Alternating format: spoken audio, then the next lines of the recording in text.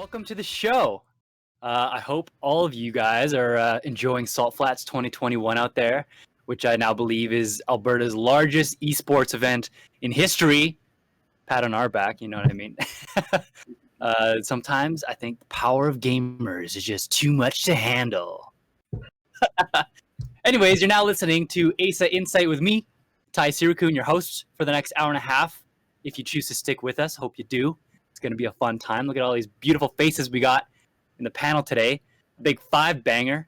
And you know what? Hey, every time I attend a Salt Flats event or a Salt Mines event, or like any local tournament, maybe just like a weekly or even local game discords, it always amazes me how awesome every community in Alberta is. And I think just like traditional sports, esports and competitive communities have been like spawned out of a wide variety of really cool and different people with different backgrounds, interests, and perspectives on life and stuff. So, good people, a lot of homies here in Alberta. If there is any game that you have an interest in, I think in Alberta, there's probably a local community for it, or there's space for you to kind of etch out a place for yourself and your game and your community, right? Like multiplayer games now, more than ever, are as wide-reaching as anyone's interest can be. But today, we're going to focus on two of those communities. One of Alberta's best-named communities, the Alberta Squid Swamp, is here, or also known as ASS, also known as ASS. Yep.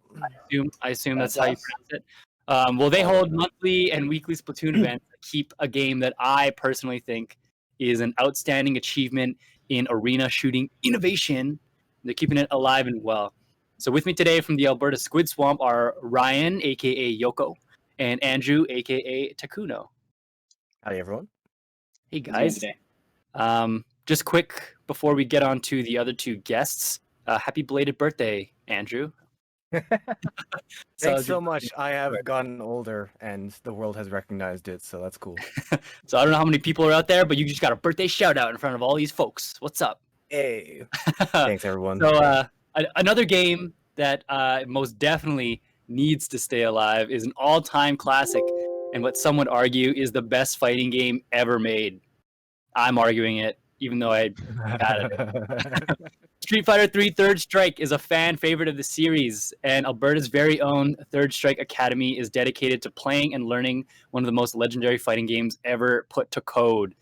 Committed to designing a supportive and fun fighting game environment. And joining me today from the Third Strike Academy are Jamie the Rat King and Mr. Kyle. How you guys doing? Yeah, how's it going? Well, happy Valentine's Day, guys. There's no one else in the world I'd rather spend it with, and I'm glad you guys are all here. That's so sweet. Yeah, that was a good intro, right? That was hype. Oh, I loved it. Yeah, that's beautiful.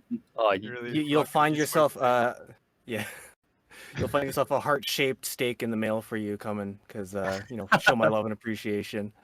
Yeah, just before we got in the show, Takuno was talking about how he's giving his heart away for the Splatoon tournament, which... So, hey, if you're a part of that, something to look forward to, something to fight it out for. That's a big prize. Yeah, the ultimate prize. Yeah. Well, the only clause is you get it when I'm done using it, so you might have to wait a little bit. Who knows, maybe 2 to 5 years. They gotta outlast. We get it. You get it when I'm done using it. Oh, right. Yeah, my bad. Yeah. You know what? My heart is here to share for everyone. Whoever wants a piece of it, it's big enough for y'all. Let's jump into some questions. Why don't we? I like to think that everyone is open and welcome to answer each other's questions. If you guys got a good point, just kind of jump in. We got 5 people, so let's try not to talk over each other too much. I've been in enough Discords, and I'm sure you guys have been in enough Discord calls to know that it's hard to figure out what people are saying. There's like 5 people who are like, yo. So, but my first question today on this edition of ASA Insight here on Valentine's Day is for ASS, or the Alberta Squid Swamp. The Splatoon's esport community, it's like not the first thing that you think of when you think esports, right? At least not what, the mainstream media might think of.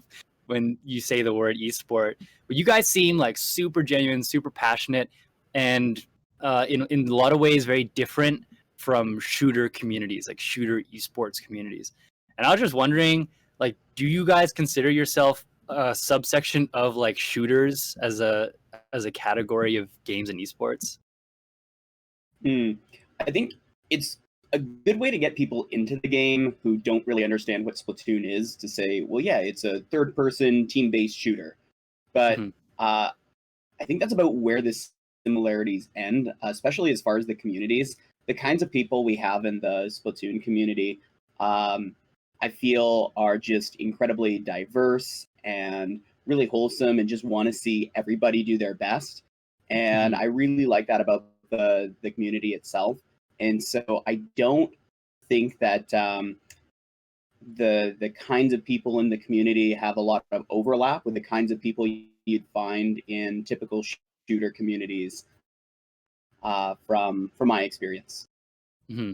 Yeah, I would say that there is still some overlap because we have a few people in our community that did come from Overwatch and Counter-Strike and things like that, and there are skills that carry over between the two, but I don't know. I honestly haven't spent much time in those other communities to know how similar or different we are. So all I know is that, you know, there is some overlap, and people coming from those shooters, if you like the bright, colorful action, give it a shot and see if it's for you.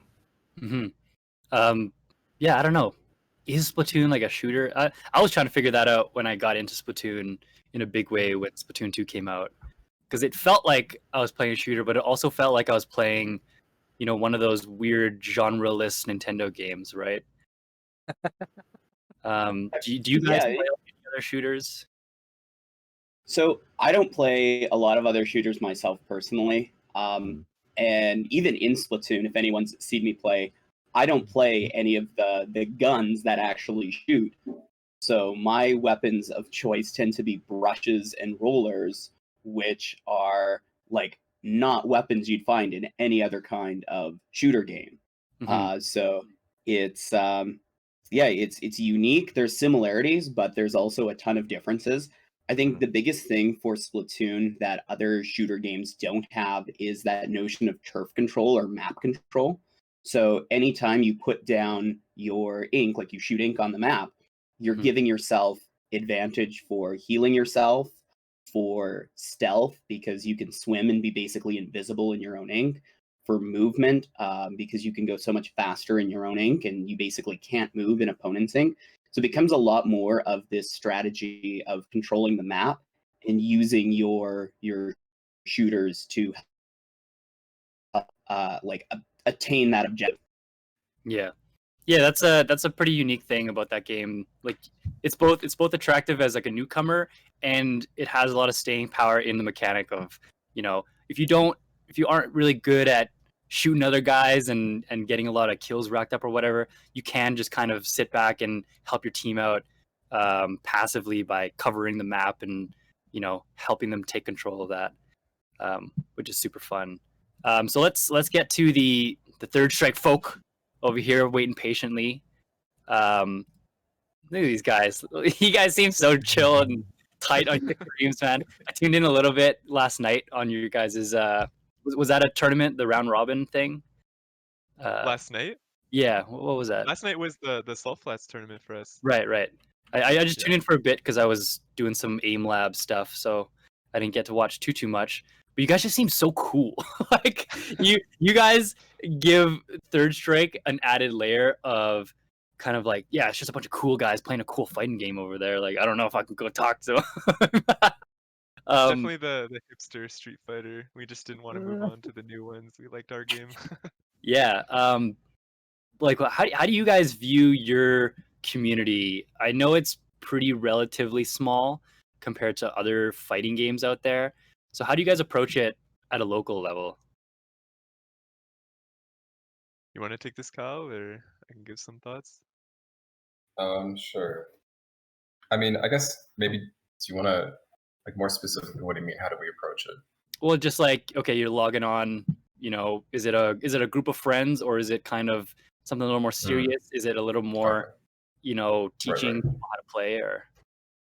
Yeah, I mean, it kind of started organically. We're pretty grassroots in how we do everything, basically. It started off as like I used to compete in like the general fighting game scene here, and then I stepped away from that for a little bit, and then I created this group called Third Strike Academy. It was basically just inviting my friends who wanted to play, and there was like 5 of us. And then people kept trickling in and trickling in and trickling in, and we started taking parts of it a little bit more seriously and like organizing the channels and creating roles and stuff. So it's all just been sort of an organic process. But the one thing that's been kind of strange is a lot of this has happened in COVID, right? And Third Strike is just, I don't know, it's like when you play it in person, it's the kind of game that generates hype. Like even at a like low level, at an intermediate level, there's something about this game. It's constantly just generating like a spectacle for everyone to see. And when you have like live like gatherings, it has like this aura, like it pulls people in. Like there's all these fighting games going on, and when we would play like offline, people would just come over. They want to see what's going on. Like why is it so hype? And so obviously now that we're online, we're kind of isolated. We don't have that same feeling at the moment. So that part is kind of missing for me right now. But I don't know what Jamie thinks about it. Yeah, I guess to talk on that point about why it's kind of blowing up in the pandemic so much is fighting games kind of have a big problem across the whole genre of netcode. It's like kind of been a really big issue for as long as fighting games have been around. Like I remember there was this triangle that was like good gameplay, good netcode, and like an alive community. And I feel like Third Strike is the only one, like one of the few games that has all three. It's like I can always find games and there's always people to talk to. Like it's alive enough for us to like be able to enjoy it at any time. There's always someone to play with. So I feel like that's kind of why it's been blowing up over the pandemic. It's because there isn't really many alternatives. Like a lot of the guys that are playing in our Discord right now, they have other games as their kind of like main game, but it's hard to enjoy their main game when they can't go over to their friend's house to play it. But Third Strike kind of has the really good netcode through the freeware Fightcade that allows us to play for free, which is just incredible, and just like enjoy games and have awesome nights sharing laughs with each other, just like last night. It's lots of fun. Yeah, it's always fun watching you guys play, and I like your little jabs you always take at each other.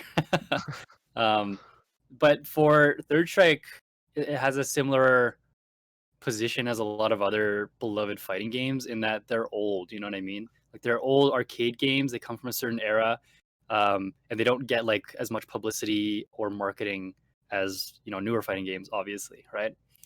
So how do you guys nurture that community and grow that community when it is an older game that might not on its face look as appealing as a newer game? Yeah, I think that's a good question. The old game thing comes with a bunch of problems usually, right? Or not problems, but obstacles, let's call it. So one of those obstacles is like what platforms does it play on? So like I know like the Melee players are lugging around CRTs in their trunks and things like that. Yeah. So that's like an added difficulty for them. Luckily, Third Strike, it's not an issue for Third Strike. Third Strike is basically on every platform that's on Switch, PS3, PS4, of course, like 2 or 3 versions on PC, so it's everywhere. The downside of that is that it kind of splits the online community a little bit. There's like a Xbox like crowd of people that play and a PlayStation crowd. Fightcade's the biggest. There's always like 300-ish people playing online at a time, kind of thing. So that's not so bad for us. But then I think the other difficulty of an old game is, I mean, there's people will say like, why would I learn like a dead game, right? I remember having this conversation multiple times. Yep. And I guess it depends, like, what do you mean by a dead game? Like, if you're, trying to compete for like big money and big tournaments, then yeah, you probably shouldn't play Third Strike, obviously, right? Even though there still are like, big tournaments at the highest level, especially in Japan and places like that. But there's not going to be as many. There's not going to be one every weekend or things like that. But in terms of like a dead game, I mean, there's a community here. There's a really big community that's always playing online. It's not like a game where you have to go into a Discord and like ask for matches. Like there's all these platforms you just log into and play. So it's not really like dead in that kind of way, right? Yeah. So I don't know. I guess that's my answer to that. Yeah. So this is kind of a question for the Splatoon community too, is that you guys are also in this really cool position where you get to have more fun with it because you're a more of a niche community compared to like I said at the beginning, the big mainstream esport type games, right? Like compared to Valorant or Smash Ultimate, the community just it doesn't show up maybe as much. I'm not an expert in Splatoon community, obviously as much as you guys are. But what is it like?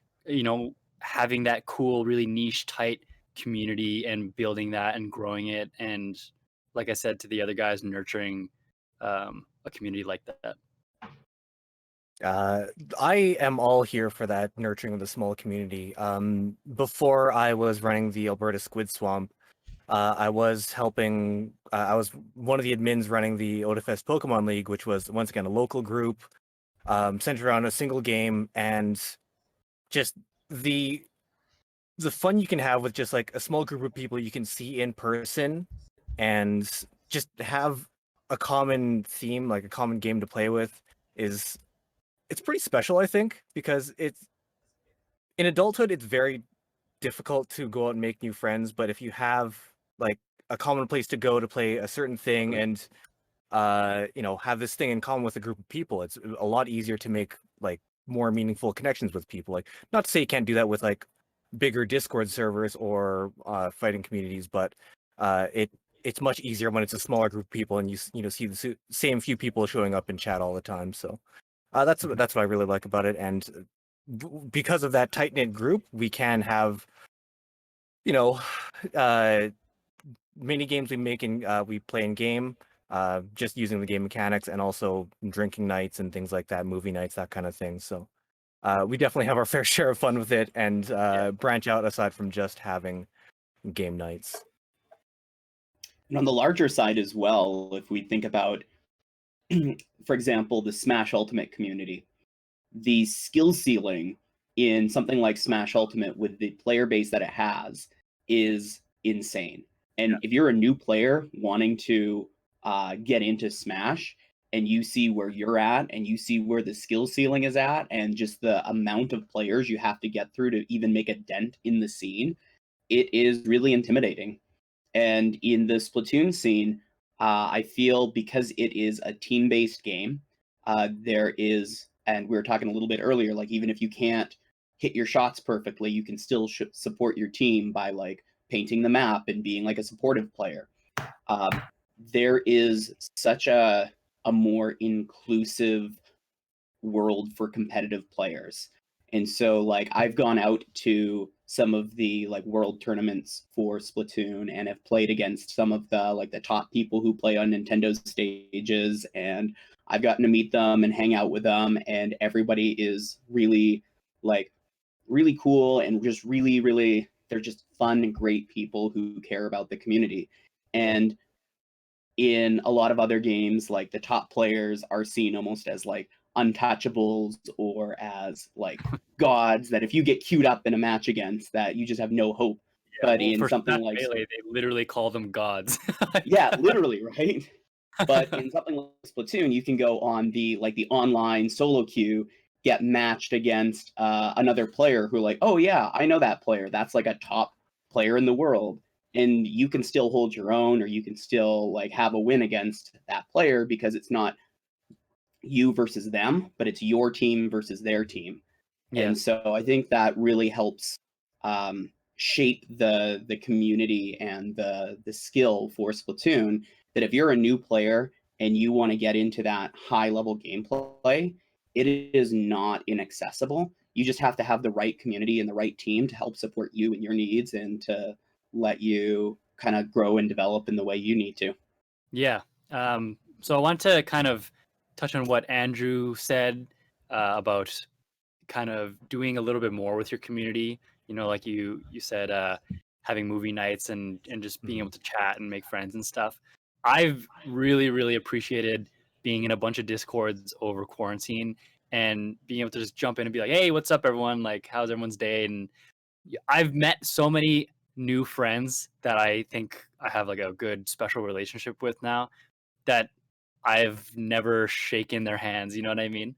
And that's a really cool thing that's possible through video games and through esports and stuff. Because not only do you get to compete together and learn and kind of challenge yourself, it's everyone's doing that, right? So there's that camaraderie that gets built up.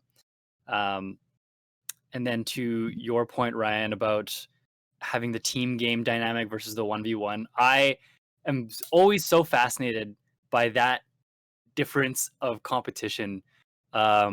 Actually, I'd like to open this up to all you guys, and just what is your perspective on the team dynamic and the 1v1 dynamic? So this is literally the most Street Fighter versus the most team based game, you know. Because I find it really funny because I play a lot of FPS games, that like it's so immediate when people blame their team when they lose, you know, so immediate. Same with like a League of Legends or a Dota. It's like, yeah, if you losing, yeah, F this guy, he doesn't know what he's doing, he's a joke. There's this new term now I'm discovering, just called gap, which is what someone says to you when there's a skill gap. Like, damn, that's pretty rude. Like, what if you suck, you know? And that's where I find fighting games very interesting, because it's, you have to take it, right? If you lose, that's on you, and no one can say otherwise, including yourself, right? So yeah, like what do you guys think about just the idea of taking a loss when it comes to individual and team games? Well, if you're gonna take a loss and blame your team, you also got to be able to take the win and like support your team from that. Like, it wasn't your win, it was the team's win, and you contributed to it. And it's not your loss, it's the team's loss. Sure, you can blame your teammates. I've done that plenty of times myself. But like, you've got to be able to accept that it was your teammates and yourself as a whole unit for both the win and the loss. Yeah, you hear And that, everyone out there? Take notes on what Ryan's got to say. Stop blaming your team, man.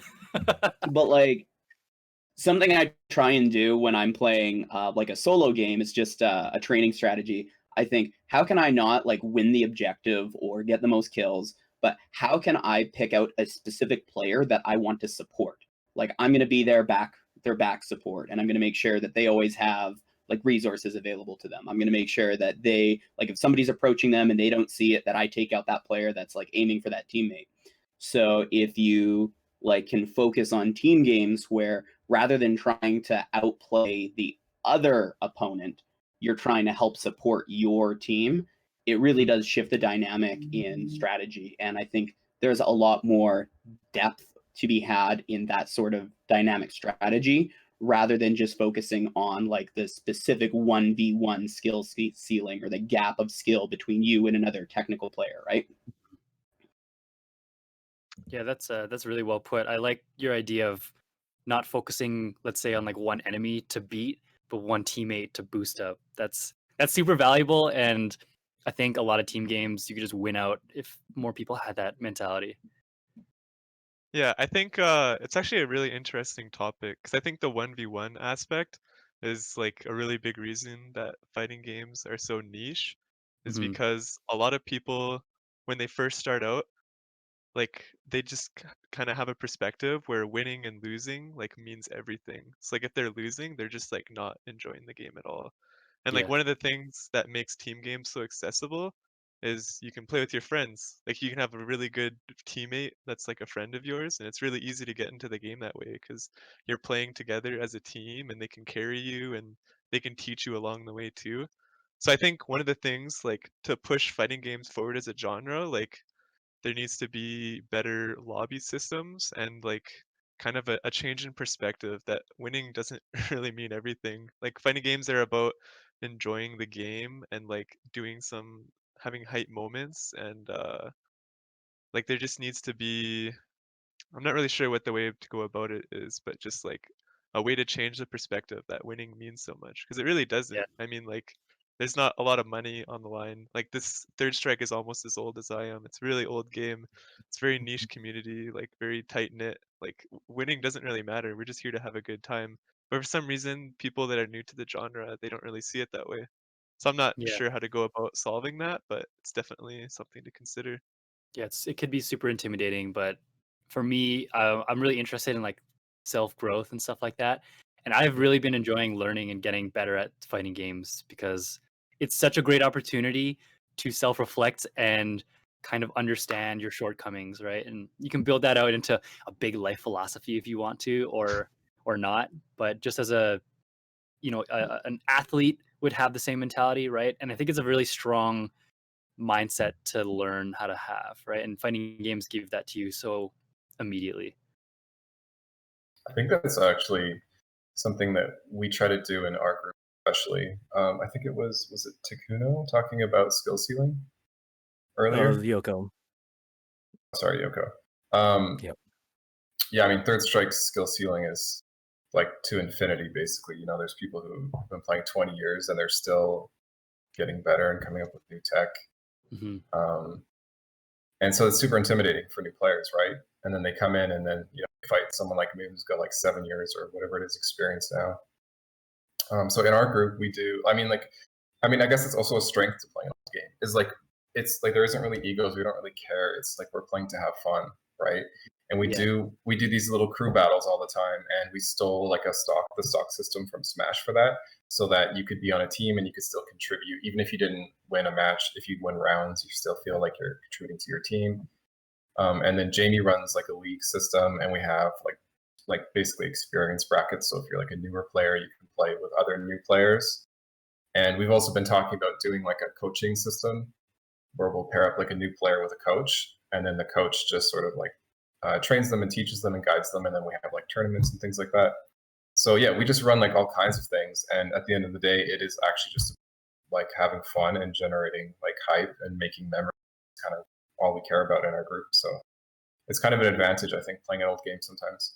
Yeah, you guys have that kind of pool of old knowledge you can draw from, right? Everyone knows something that you don't know. I liked what you said though about not just the coaching, because I think coaching and having other people in your ear as you're playing is one of the fun things that I've experienced this year with fighting games. Like I've been learning a little bit of Marvel vs. Capcom 2, which that game is. You want to talk about skill ceiling? That game is stupid. Like, it's so hard, but I have a blast playing it, especially when there's people who are kind of talking to me as I'm in a match, and they're like, "Yo, you gotta like think about this, and you should try this combo, or remember what you practiced like before you were on." That stuff is super fun, right? And it's almost like you're in like a little street fight, and there's like the crowd around you that's like, "Yeah, get him!" Right? And that's what's fun about the experience. It's not about winning out, right? Standing over someone and being like, yeah, I'm better than you. That can only feel so good for so long, right? And if you want to kind of grow up and mature, that's not a perspective you should have on things. But I also love crew battles. Oh my god, any game, it's so much fun to watch crew battles. I watched one a while ago that was like America versus Japan in Third Strike. Just super cool and super fun to see all the hype and characters that come out of those things. Yeah, totally. I mean, one of the things we always say in our group, or at least maybe it's just me who says it, I don't know. But I always say like no one remembers who wins this tournament or that tournament in a few years, but everybody remembers like the hype moments, like when you do something cool and gets excited for you, or when you see a player like play to their best ability and like go beyond what everyone expected in tournament and that kind of. So that's like, I think that's what we're always trying to cultivate. There's like this, there's this thing with Third Strike. Once you start to understand how the parry system works, you get a certain level of control that you don't in other kinds of games. It's like if you know someone has a habit, you know they're going to do something, you can completely shut them down. Where in other fighting games, you have to find the right tool and it might not necessarily work and that kind of thing. And there's this moment I've watched because I've taught a decent handful of people this game where the first time they like parry something intentionally and then do like a strong punish, they like just like light up. They're like, oh my god. And they like look at me like this new power I just discovered. And I'm like, that's the power, right? And then usually from there they're kind of hooked. Yeah. That sound effect for the parry in Third Strike is like the dopest thing in video games. I swear, man. That game's so rad. Yeah. I mean, if you guys don't know it in chat or anything, the Daigo parry is like the most legendary fighting game moment ever. I think it's so cool. I think most it's people important. I've met. Sorry. Sorry, go ahead, Kyle. Yeah, go. Yeah, I'm out. You guys go. Okay. Okay, I'll Most speak. people. Or, Okay. go ahead. Jamie, why don't Just you a take Okay, it? quick short comment. moment. Most people that I've met who play Third Strike play it because they saw someone showed them that video, and then they started playing it. Yeah, no, totally. Yeah, what I was Sorry, gonna go say ahead, was Jamie. just to add on to Kyle's points about how no one really cares too much about wins the tournament, but they care about the sick moments. Like the moment 37, the Daigo parry that everybody knows about. Daigo did not win that tournament. Mhm. Daigo, I think he got third that tournament, but like, does anyone really care? Like that moment's legendary. Everyone, like, it's like gone beyond esports. It's like it's a really, really popular video. It defines Third Strike. So yeah, just to add on to that. So when it comes to like hype moments and really like heated exchanges, or the things that we enjoy as competitors, what kind of moments do Splatoon players look forward to in their competitions?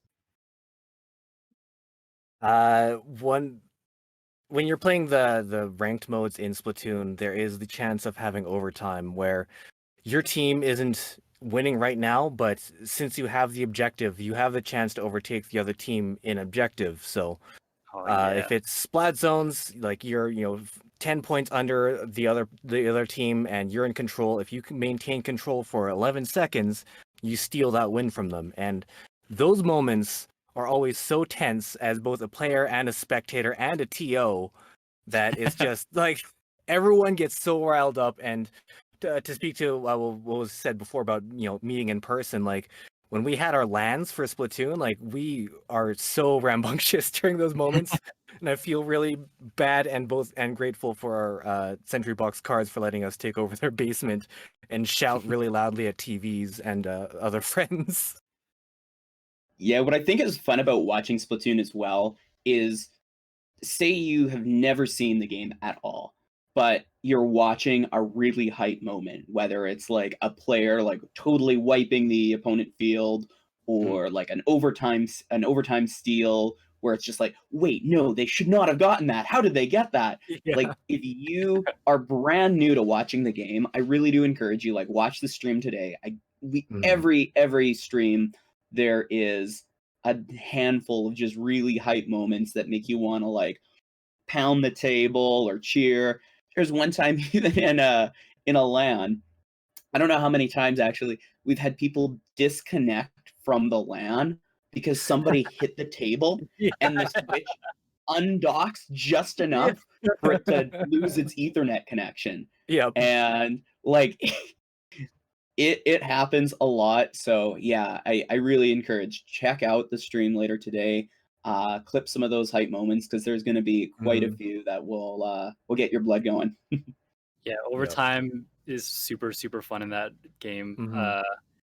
There's like a lot of, I think the best moments in games are when you can say, "Oh my god, they just stole the win." You know what I mean? And Yeah. some of that stuff with the objectives that's just great sports. That's just great stuff to Mhm. watch. Like you Yep. said, accessible to even watch, right? Um, that's kind of the beautiful thing about Splatoon, is that because it's a fun, accessible game, it's also fun and accessible to watch, right? It's easy to kind of grasp. It's easy to kind of get a perspective of who has the lead, who should be winning this, things like that, right? Yeah, I think the We biggest thing in Splatoon that is, if you're a new player watching, there's a mode called Clam Blitz that Mhm. you will figure out eventually. But if you try to explain the rules of the Clam Blitz, collecting little clams, turning them into a big football power clam, throwing the clams at the clam basket, if any of that sounds interesting, it once you get it, it makes sense. But the first time you watch Clam Blitz, it's the only one that's like, what on earth are they doing? Yeah, Ryan, the first time I played that, I was so confused, man. But then when it clicks, you're like, "Oh Mhm. my, this is like the best mode." This is like, I don't know, I get super hype about that because when you hit that dunk, you Oh feel yeah. elated, you know what I mean? It's a decentralization of the objective where you can create your own advantage anywhere on the map as long as you pick up enough clams, and that is a big shift in mentality from the other modes. And the community has a love-hate relationship with it, and I like it when I'm playing with friends, people I can chat with, but it's very extremely frustrating trying to coordinate with people within Splatoon's built-in system where all you can say is "booyah" or "this way." Like, Yeah. there's not enough tools to communicate that mode. And I agree to a certain extent, only because I think it's funny to just spam booyah when you die, and that could mean like I hate this game, or it could mean like oh nice kill, or it could also just mean like I'm waiting to respawn. You know, it can mean whatever you want. yeah, Um, having fun with the controls you're given, definitely a yeah. good time. But also, yeah, what is booyah? Nintendo, like what do you Nintendo sometimes these guys they make games, I don't know why. There's even Yeah. the weapon. There's the Booyah Bomb weapon that powers up the more people spam the Booyah button. So that is Yeah. actual legit strat is I spamming the know. Booyah when Oh, somebody's dumb got their Booyah Bomb. It's so sweet. Okay, I wanted to get to this point for you guys in the Alberta Squid Swamp. We talked a little bit earlier with the Third Strike guys about you know, self-improvement through the game and how that's kind of inherent in the fighting games. What do you guys do or recommend people do if they like want to practice Splatoon and get better at Splatoon? Is there an equivalent to going into training mode in a fighting game and just spending a couple hours there, or is it more like free form practice? I honestly think it depends on where you're starting at. For example, if you're a brand new player, you've never touched the game before, I encourage you actually just to play the single player campaign because if you like just fun Nintendo platformers like Mario Galaxy or like Mario 3D World, where it's just sort of a 3D world but with puzzle solving and platforming and some of the shooting mechanics, the single player mode teaches you how to like aim and move, and like it teaches you the core mechanics to kind of get started in with the game. Mhm.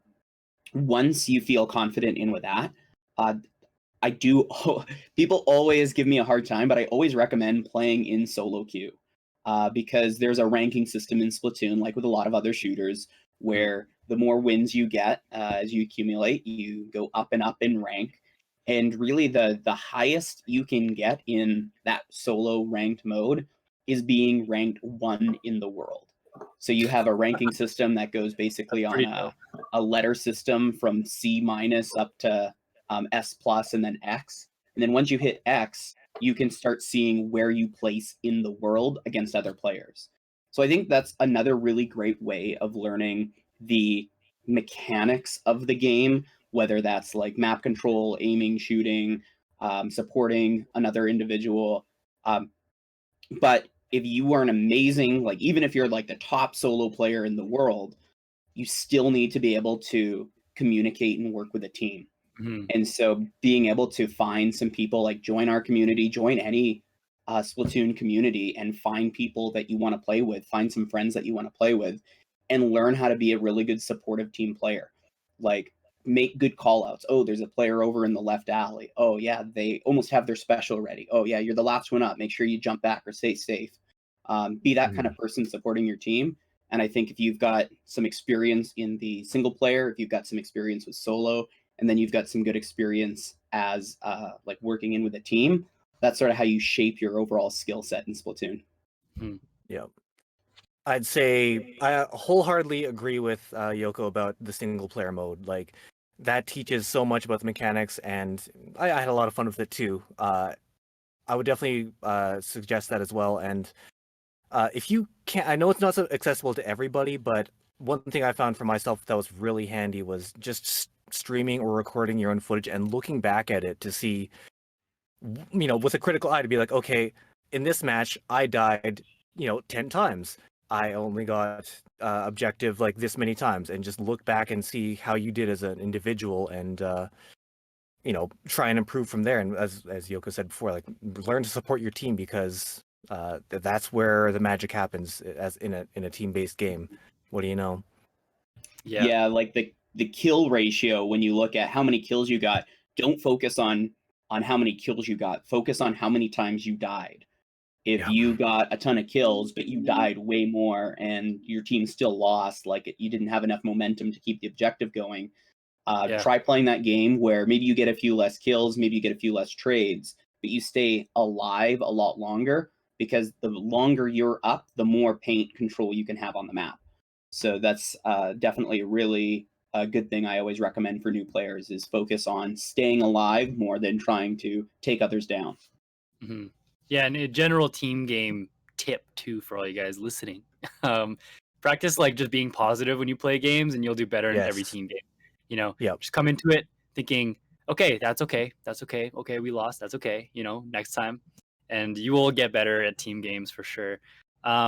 For Third Strike, what's your guys' processes for the lab? You know, do you guys do like group streams where you watch each other lab and stuff, or is it more of like a practice on your own and show up to the game day kind of thing? Oh, we're always talking about everything all the time. I think we're posting replays and asking questions. I mean, we have a lot of players that know a lot about the game, so that's easy. But I mean, again, like, it's an old game, so there's a ton of videos, a ton of resources out there already kind of set up, right? So yeah, no, it's very, I think, communal. Like, even, you know, myself and a few other of like the elder players, we've been learning we've been learning side characters, you know, for fun, but also so that we can like learn alongside new players and that kind of thing. So I'm in there asking questions all the time about stuff. So yeah, I don't know. What do you think, Jamie?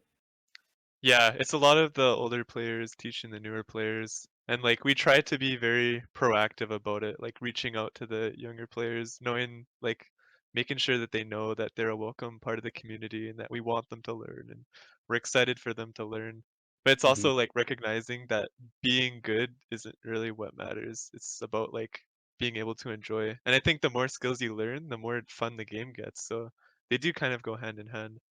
Totally. Good feedback. And we really, I feel like we really do cultivate players. Like, that's, I think, our focus in a lot of ways, to be honest. I do, like, all of us will post clips, but I'll make compilation videos and I show every player like showing off doing something cool. That's sweet. Yeah, we have a player. He's only been playing fighting games for 10 months, named Weatherman, and he's pretty incredible for how long he's been playing. Shouts and out to he Weatherman. generates like Weatherman. And this kid is just making clips all the time. So I'm probably gonna make like a tribute to his 1 year Third Strike birthday or something. But yeah, I mean, all of our players are like showing. I mean, I remember Animathon. The only thing anyone remembers about Animathon was like our like kind of newish player Danny getting third place and just tearing through the bracket. Like, so that's what we love. We love growth. We love that kind of thing. Yeah. Victor said, talk about the Jamie percentage. What is the Jamie percentage? It's kind of a running joke. So yeah, I'm kind of newish to Third Strike. Let's say like I've been playing for about a year or so, somewhere around there. The Jamie percent is kind of just a bit that we started running, and it's just it's a speed run for how fast they can take a round off of me. So the record for a long time was actually held. It was held by Kwa playing one of his secondaries. He perfected me in 9 seconds, and Kyle recently took the speed run at 8 seconds. So it's a very competitive speed run, seeing how fast everyone can body me. What you got to do is you got to take side bets and start throwing some of these matches. But yeah, you want the new Jamie percentage? Throw a couple bucks my way, and you know you can have it. Split the bounty.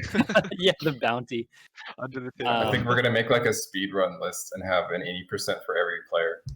You should have like an official speedrunners.net. Yeah, nice. Next good game, Jamie, you're gonna be the highlight. That's goofy, man. I'm glad there's no tie percentage. I think it would be faster than 8 seconds for me. So Jamie kind of alluded to this earlier in the Twitch chat. I didn't really want to talk about this. I was actually going to invite ASS on the podcast way back when this was going on, but I'm really curious what you guys thought about the hashtag free melee situation that happened within the bigger Splatoon community. You guys probably know about the situation better than me, so maybe Ryan or Andrew, do you want to explain a bit about what hashtag free melee is? Yeah, absolutely. I can just give some context to the whole situation. Basically, to make a very simplified version of a long story, Nintendo, I'm assuming a lot of people saw Nintendo put some takedowns for some Melee tournaments. I think it was the Big House, because of copyright infringement. They didn't want them having a Melee tournament using whatever online methods they were working with for that. And so that basically shut down that tournament. And a lot of people in the Smash community started this Free Melee hashtag movement to put pressure on Nintendo to have them be more engaged in with these kind of competitive events. And so Nintendo hosts their own Splatoon tournaments. And so these are tournaments open to anyone in the world. You can like sign up and join. And they had a tournament. Yeah, it was, oh gosh, I feel like it was a couple months ago. And Yeah, but like half a year or something like that. yeah, it was a little bit ago, but still not, it was within our COVID times here. And basically what happened is Nintendo hosted that to all the teams. It got to the top bracket. And on the Sunday of the top bracket, all of the teams had changed their team name to some form of Free Melee. And so Almost in protest, Nintendo, Nintendo made the choice. Normally, like Nintendo streams all of their tournaments. right? Nintendo made the choice not to stream the tournament so that they wouldn't have this public face image of like casters saying, "Oh, Team Free Melee is going against Team Save Melee in this epic." Then it would almost be like Nintendo endorsed protests against Nintendo, right? Exactly. Yeah. So Nintendo, they didn't cancel the finals, but what they did is they chose not to air the finals. Now, we talked earlier about how all of the top Splatoon players, like it's a pretty tight-knit community and everybody knows everybody. So all of the top players know each other, and all of the top players also know the tournament organizers. So the tournament organizers got together to make their own tournament featuring all of the top teams that were in Nintendo's tournament. All of the top teams that were in Nintendo's tournament dropped out of the tournament on the Sunday. So they didn't even play the finals that Nintendo was hosting. So Nintendo's tournament was just essentially gone because there's no one to play it. It crumbled. And then, and just so you know, the prize for winning like Nintendo's tournament is like each player gets a copy of like Mario Tennis or something like that on Switch. Dude, Nintendo notorious for having no prize pools for their games. Yes. Like some of their Smash tournaments before is like, yeah, you get a controller if you win. You know?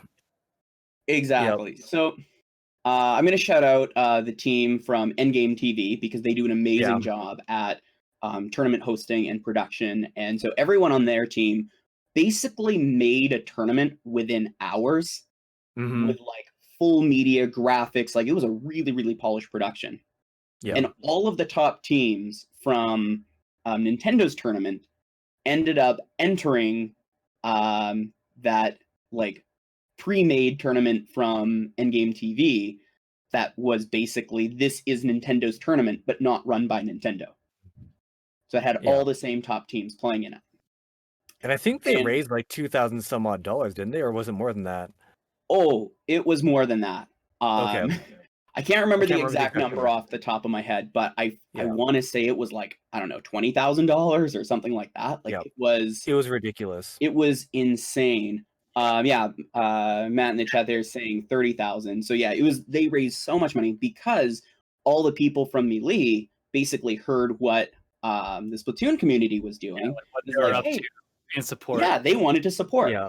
So basically, it ended up with a huge prize pool. I think a ton of money got donated to charity as well. Yeah. But like everyone on who played and like won in that tournament took home individually like hundreds or thousands of dollars in prize support rather than just getting like the eShop download of Mario Tennis. And also it just created just this overall awareness and this hype for the Splatoon community.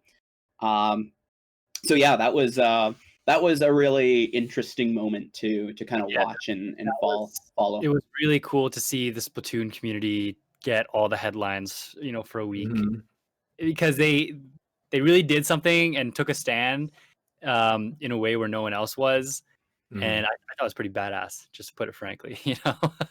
Yeah, Um, I wish it how- hadn't how come to that, but yeah. yeah, how are you guys feeling when all that was happening and Splatoon is really popping off in the news cycle? It was cool to see. I'm not gonna lie, like seeing the community come together to kind of, I hesitate to say this, but do a better job than Nintendo at their own game. It was cool to see, but I mean, the underlying issue is that Nintendo doesn't really support its competitive scenes as well as they could, and I understand protecting your IP and things like that, but it's if you want to have people playing your game, you need to support the communities, especially for the hardcore community who's been so dedicated and so consistently in support of you and your game and your products that like it just sends bad vibes around if they don't feel supported or loved and their favorite tournament gets turned down. So I'm glad that Splatoon community came out to help with that, but I just wish I hadn't had to be a situation in the first place. Mm-hmm. Yeah, Yeah. and I have to say as well, like Nintendo needs to have, whether they're making these decisions rightly or wrongly, Nintendo needs to have communication with their player base. And the fact that these communities are so tight knit and people know each other, like it just goes to show that you can't go in um, with no community connection Yeah. and just say, "Yep, we're shutting this down, no reason, full stop," and then be done with it. Like Nintendo really needs to have somebody who can work with the community and to be able to help communicate, like, "Hey, we can't do this, we can do this," and to almost be a liaison, because as it is right now, there's the only way that fans have to communicate with Nintendo is literally playing in a Nintendo run tournament and changing your team name to the thing you want to communicate. Like we should be able to send an email. Like we should be able to go into the Nintendo official Discord and at the tournament organizer who is planning and organizing this and have a dialogue, right? And so what I think this whole movement is about is really trying to create a dialogue rather than having a one-way street for communication. Communities is all about listening to your player base and creating an enjoyable experience for everyone. And to see that come into a bigger conversation, I think is really important about communities on the larger scale. Yeah. So, what do you think about that, Jamie and Kyle, coming from Yeah, a game that doesn't have any official support anymore, or does actually, I'd really love to take on this question because I come from the Melee community. I've been entering Melee and Brawl tournaments for 11, almost 12 years now, I think. Mhm. Like I have a very long storied history in the Smash community. And I think Nintendo blocking competitive Smash is probably one of the saddest stories in esports overall. Because I Yeah. think Smash for a long time has had incredible potential to become one of the biggest games. Like you go to Animathon and Smash Oh is yeah. like one of the most popular tournaments always, Yeah. regardless Yeah. of anything, because it's so You go to Fall Flats accessible and and it's one of the biggest. Oh yeah, yeah. it's Very much always the so. biggest. Yeah, and Yeah. it's there's so many casual players entering too. Like it's just so accessible. It's such a good format for an easy game to get into. And like in recent, well, like for the longest time, Nintendo has it's not even about supporting Smash, but they've blocked opportunities. Yeah. Like I know Ninja, like from Fortnite, had a huge thing, a huge gig planned with the Smash community, and Nintendo blocked that. And there's been all these other opportunities that Nintendo has blocked, like Evo, when Brawl, Super Smash Bros. Brawl got into Evo, they blocked the streaming rights. We didn't have a stream, and instead we had a text chat where there was like a stream of text, and they would say the results and like what was Just happening in like each live match. tweeted Okay, with the two-stock comeback, but it's just text, and we're just like, well, this OMG sucks. forward smash. Yeah, and then the Wow. Melee community, we raised like $100,000 for some charity, and Nintendo tried to block us from running the event. It's just like these incredibly out of touch decisions. Like there's no logic. It's just the Nintendo law team just has like a very black and white view of copyright infringement, or if it's their property, they just don't want any liability whatsoever. There's no like room for communication or anything. It's so incredibly out of touch. And I think if that wasn't the case, then Smash might be one of the bigger esports alive. Just because of what I was mentioning before, it's just so accessible. It's so, I mean, it's got Nintendo characters. Like, there's a lot to love for everybody, especially the older games. Like, it sucks so much that Melee hasn't been updated to a newer console. Because before the age of Slippy, when we got rollback netcode from an independent developer, like playing Melee was so difficult. You got to have the big tube TVs that are just so hard to lug around, and like Yeah. running a tournament, the logistics are a nightmare. Like Nintendo has just made it so difficult for us. And like for what? We've done nothing but support them. It's just so incredibly sad. Yeah. And again, it's just like the lack of communication on that, because maybe in some world there is justification for what they're trying to do, but you don't know it. And it's just like, nope, you can't do this. But why? Because we said so. Like, you need to be able to at least put that why out, to give some justification behind these like ridiculous actions, like trying to shut down tournaments and shut down charities. Like, what is your motive? The charities ones are very strange too. Yeah. That is baffling, and it's all up to speculation at that point of like, you know, people can throw their theories about why they did it, but no one knows because, as Yoko said, no communication. So it's really sad. Does Capcom still support Third Strike events? Like, do you guys know about that at all? Because I feel like Capcom is one of those companies where like they honor their old properties. You know, they don't really hold them and protect them as much. I don't think they do. Maybe not to the extent that Nintendo might. I mean, they definitely don't block anything. I think there was with the, what was the anniversary? 30th anniversary of Street Fighter Edition? Yeah. They held tournaments. I think it was like all over the world for like all the old games that were 30th. And then they chose like each of those locations to have like a giant prize pool for, like, I think Third Strike was actually Canada, and then, you know, Street Fighter 2 was somewhere else or something like that. So, you know, that came out of the blue. They'll support randomly like that, but they're not like actively trying to support, but they're not blocking either. Yeah. So. Well, Capcom's been known to be good developers or good supporters of their communities, in that they'll throw some money at tournaments at least, you know. They'll throw their name behind something and be like, oh yeah, you guys are, Evo's doing something. Okay, Capcom's on board, right? Whereas, like you mentioned, Jamie, Melee's not at Evo, or wasn't supposed to be at Evo this year, I think, right? They just wanted Ultimate. And that's really weird because the Melee community is like just as just as active, right, as the modern Smash Ultimate game. Yeah, and just to draw a parallel between Capcom and Nintendo, so for Third Strike, we're in a very similar situation in the pandemic to Melee right now. So we're both playing on freeware. So for Street Fighter Third Strike, we're playing on Fightcade 2, which is an arcade emulator, and then for Melee, they're playing on the Slippy emulator, which gives the rollback netcode for Melee. And Nintendo is the one that was trying to shut down the Slippy tournaments. And I'm not a lawyer, I can't give legal advice obviously, but like, as far as I understand, that the use of an emulator is legal as long as you own the actual game. And so Nintendo can't prove that everyone doesn't own the game, but they're legal, like their pockets just run so deep that it doesn't matter at all. Like there's no way that any tournament organizer could ever handle that. So at the very least, Capcom isn't doing that, which I can appreciate coming from the Melee community. We're not getting constantly blocked by our developer, even if there isn't kind of too much tiptoe support. around. Yeah. So kind of talking about games being older and stuff like that, and also to kind of switch gears off of how depressing it might be to see a game you love be stomped on a bit. What's the Street Fighter 3 meta look like? I know every fighting game has their like top tiers and stuff like that.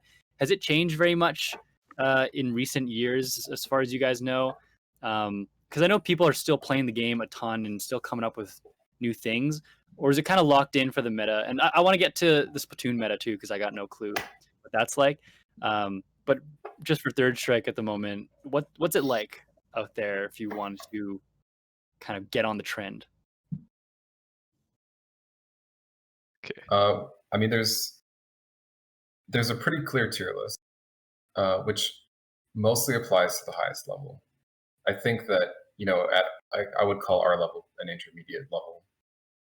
The tier list is probably a little bit different, but I mean, the skill ceiling is so high that it's kind of hard to make sense of it because, you can take a character that's considered low tier or mid tier, and there are specialists, some like famous Japanese player who's been playing them for 20 years, and they can just destroy everybody with this character.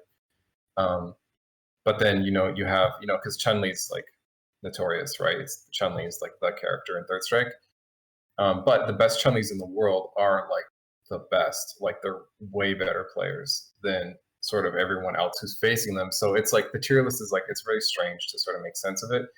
And basically it's got to the point now, in my opinion, where you can play whoever you want, especially at an intermediate level, as long as you pretty much don't play Sean. I think that's kind of what it is. Or 12, yeah. There's a few Yeah, or characters 12. that are borderline unplayable. Yeah. I mean, I the think, thing about Third Strike is a lot of the characters are like, even like the mid tiers are incredibly potent. Like they can speedrun you in 8 seconds. It's You just have to throw it's it just in. like every character is just like explosive, except for like kind of the bottom two. And so yeah, it kind of doesn't matter to a degree. Some matchups are harder than others, though. Of course, it's a fighting game. Yeah. Yeah, I think talking about the metagame outside of tier lists, Third Strike is kind of different. It's very different from all the other Street Fighter games just because of the parry mechanic. And just with the parry mechanic, it changes the way that we think about matchups so heavily. Because Third Strike, relative to other Street Fighter games, the matchups matter so much less so. Because if you have the personal read on the other player, it doesn't matter what character they are. Because no matter what, you can just parry and destroy them. Like That's if you know what the other person's gonna do, nothing else matters. You can just play versus the player, and then the character matchup stops mattering. Man, So that's one of the Yeah, super awesome totally. things so about cool. Man. Third Third Strike Strike. is so sick. The parry Yeah, mechanic is sorry, go ahead. Yeah, there's just so much. based off that, Sorry, I'm out. There's just so much room to express yourself, and like there's so many ways that you can play. Like even with one character, you can be a very aggressive in your face. You can also play a zoning style, and you can pretty much make anything work. You can really express yourself just because parrying. You can. There's just so much that you can do. Mhm. There's I think that's like the perfect way actually to talk about it, Jamie. There's a lot of freedom Play the in that 1v1. game. If you're playing character A and your character B doesn't have like the right button to counter their button or whatever, like Jamie said, then if you know they're gonna just do the same frame trap over and over again, and that's their crutch, you just parry it, and then you're fine, right? And then that gets into their head, and there's all these like weird meta levels that evolve around, especially two players who are really good at parrying. You'll see they play really like kind of strangely against each other. They're kind of playing offbeat, and they're constantly trying to like bait each other and feel each other out, and they maybe won't throw a poke for a really long time because they're both just sort of feeling the spacing. And this is kind of a thing that happens for a lot of new players. If you come from other grounded Street Fighter games or any fighting game that's grounded, you're used to the anti-air just always working, right? Someone jumps, what an idiot, this guy jumped, right? But in Third Strike, if you know the anti-air they're going to use and the timing that they're going to use it, you can hopefully parry. You're still putting yourself at a disadvantage jumping in the air, but Third Strike, you have all this freedom to move around because of the parry. So it's not, you'll still have those footsie grounded matches between some players that go down to 10 seconds left. But you'll have those 8-second matches. You'll have matches where people are just flying around the screen, and there's also a super jump in that game. You can jump a lot farther than you want if you feel like it. So it's like very aggressive and flexible and explosive, and it's really easy to see. If I watch like a high level player, and they're Ken, and there's like whatever a million famous Kens, you can usually tell who they are in the first couple seconds by their play style. Like Jamie was saying, like you can really express yourself by the way you move in that game. That is so cool. I love games that give you that personality, that room to be yourself and explore your own play style. Game is dope. I can only say it so many times. Yeah. So what's to kind of switch gears again? What is the meta in Splatoon? Is there certain weapons that are like way better for certain different scenarios, and how do you kind of figure that out in terms of like what scenario or what objective you're trying to play? So when Splatoon was first coming out, like I think about the first 2 years of its development or its release, Mhm. there was constant patches in its development where either new weapons were coming out, new maps were coming out, or other weapons were getting like buffs or nerfs to them. And so there was a very dynamic meta of weapons that were really strong, or that you'd see a lot of team comps favoring a certain set of specials because of like their ability. Like the inkjet used to be like super, super top tier, and then it got a nerf, and then nobody was playing inkjet weapons anymore, and then it got a buff, and then everyone's playing inkjet weapons again. And so now the game occasionally will get some minor updates, but essentially the game is fully developed. So all of the balance patches have been applied. And what we see is a couple of things. Number one, I should say, there is no like truly bad weapon. It just is going to depend, again, a lot like how you're talking about how a good character or a bad character in good hands can do a lot better than a good character in bad hands or whatnot, you know? So like likewise with weapons, there's going to be weapons that see play and they're not amazing weapons, but they still are able to hold their own with a good player behind the weapon. But yeah, you do see, I think what's more important is team compositions. So if you know you have a really strong backliner, how are you going to be able to like build a team comp that works around that backliner? Or maybe your team is like super full of aggressive frontline players. How are then you going to build like your weapon set to support like their aggressive play style? So I think balancing team dynamics, and then lastly is like responding to your opponent's team. So we play our tournaments in a counter pick format, and maybe Andrew, you can talk a little bit about how counter pick works and how that helps create and shape a bit of a meta as well. Yeah, so the counter pick format is we start the tournaments off with one map and one mode, and then the team that loses that match gets to pick the next map and mode going forward, as long as they don't do an exact repeat of the match before it. Okay. So what that allows you to do as a team is to, look at how you did against that team in that last match, figure out what your strengths are and how you want to combat them, and you get to strategically pick a map and mode that is both, hopefully disadvantageous to the other team, good for you, and also a map that works well, or a mode that works well for you as well. So you can really, that tournament format is great because it usually means we get a lot of, match 5 or match 7s that way, and you just get a lot of really nice moments. Yeah. And yeah, once again, you can, as Yoko was saying, you can find out which strategy you want to go for and build your entire team composition off of that. So yeah, and because there's different modes, you might find like certain compositions work really well for like a splat zones mode where you're trying to get the most map control possible. Maybe you want to have a lot of like rain that's just going to put down ink everywhere, and you want to run a lot of booyah bombs that can instantly cap the zone and like secure it for you.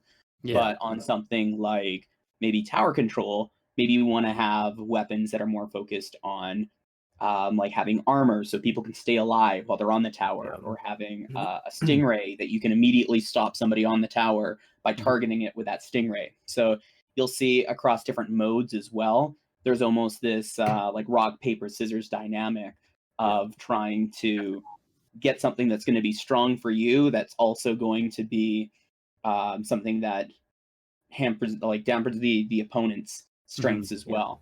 And so you see that if you're doing a counter pick format, not only in picking the right maps, but also changing up your weapons as well. For example, armor is a very common sub or a special where people will want to like equip themselves with an armor that gives them extra hits. So if you see your opponents are doing that regularly, they're running armor strats, then you can run a power-up item that gives you the ability to like shred through armor easier.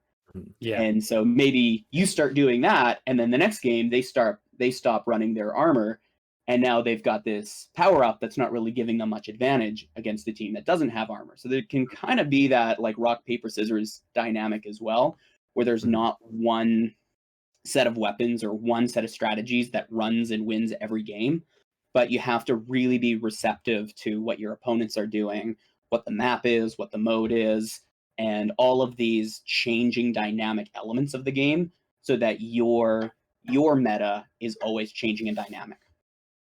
Yeah, in that way, it does sound a lot like you have to have that shooter game sense, right? Being aware of what scenario you're going to be put in and how to deal with that scenario, not only the best, but also counter what the other guys are trying to do to you, right?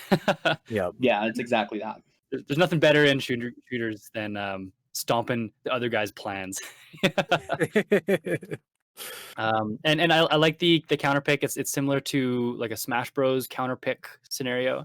That is kind of an understood, if that makes sense. Misunderstood, I guess is the word. Thing about some of these games is that that's where some of the team or player personalities come out and player styles come out. It's not just how they play, but how they pick and ban certain scenarios or maps, right? So we got talked 10... earlier. Oh, okay. Oh, go sorry. ahead. No, please go ahead. Okay, I was gonna say we talked earlier about how divisive Clan Blitz that mode can be, and members in our community, they kind of know each other well enough to know who likes Clan Blitz, who doesn't, and we see that often in counter picks where it's like, okay, this is the team of memers.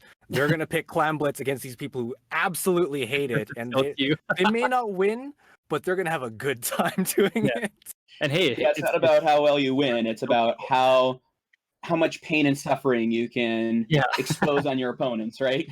Yeah, man. Getting people off their A game is just as important as beating them man on man, right? Yep. I got a friend who, when we play shooters, he'll just spam all chat like, "Oh yeah," well, when we're playing Valorant, for example. "Oh yeah, you have to defuse the bomb so it doesn't blow up and we win the round, right? You have to do that."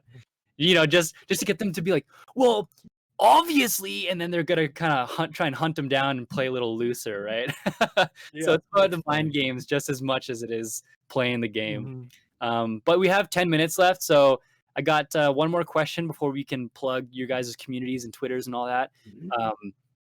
Splatoon guys, would you ever try out Third Strike? Would you ever jump in, play some Street Fighter 3 Third Strike?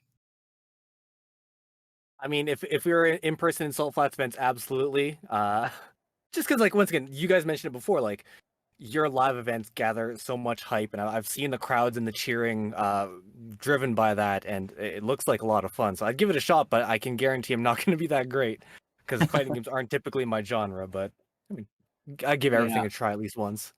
I am absolutely the worst at Street Fighter. Like, anytime I've tried playing like Street Fighter 2, like the Everyone classics, who does play it first, I swear. I'm just like so bad. So, for me, I always like being able to play at my competitive best in any game that I pick up. So I would need like a lot of coaching and help and advice and training. Like, I need that like the Punch-Out doc training montage for me to get to that level where I'd feel really good being able to go into a community and pick up that game.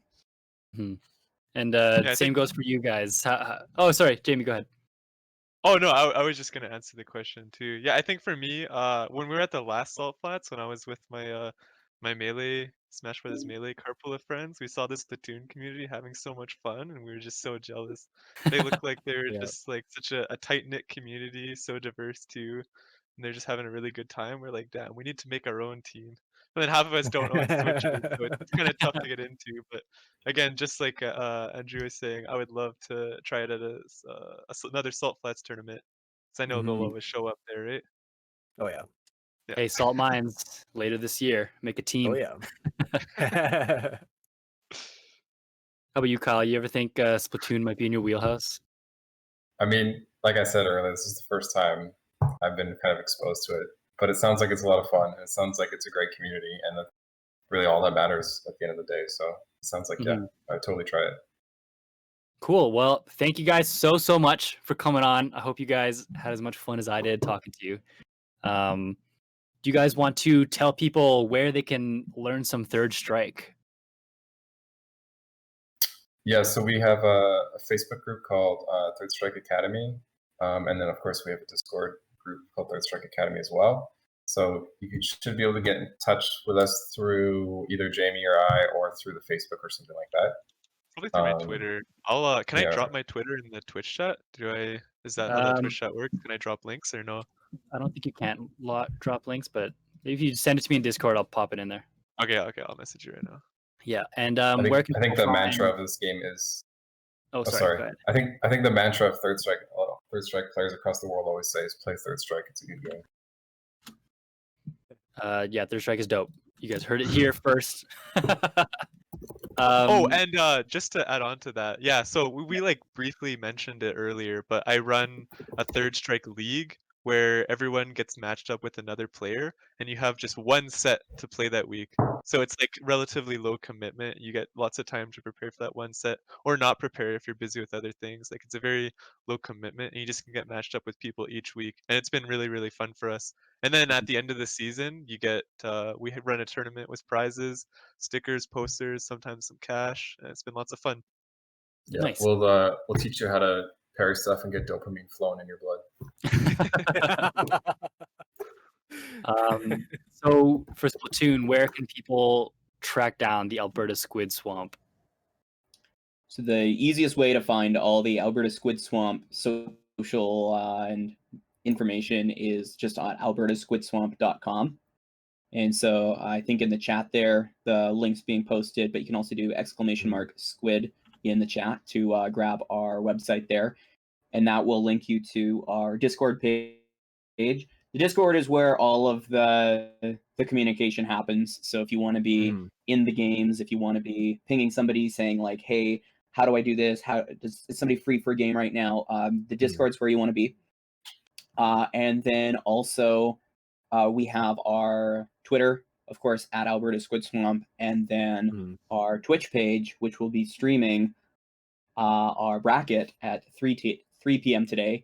And that is, again, Alberta Squid Swamp on Twitch. So very easy to follow. Do not listen to anyone in the chat saying just type in our... Type in ass into Google. Should be the first hit. It won't be. Don't do that. Don't do that. Okay, well, thank you. Thanks again, guys. Thanks so much. Everyone watching, thanks for joining us. Thanks for hanging out. And make sure you stay tuned. Keep your eyes open for more AESA Insight, the podcast with no schedule. When will it drop next? Who knows? But yeah, let's sign off. See you guys. Yeah, Thanks for having us. Thanks for having us. Guys.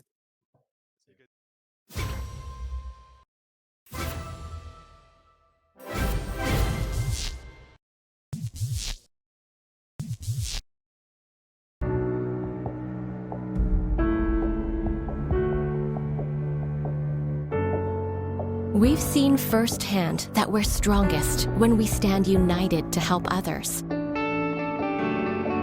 Our communities can't recover without all of us working together to ensure no one is left behind.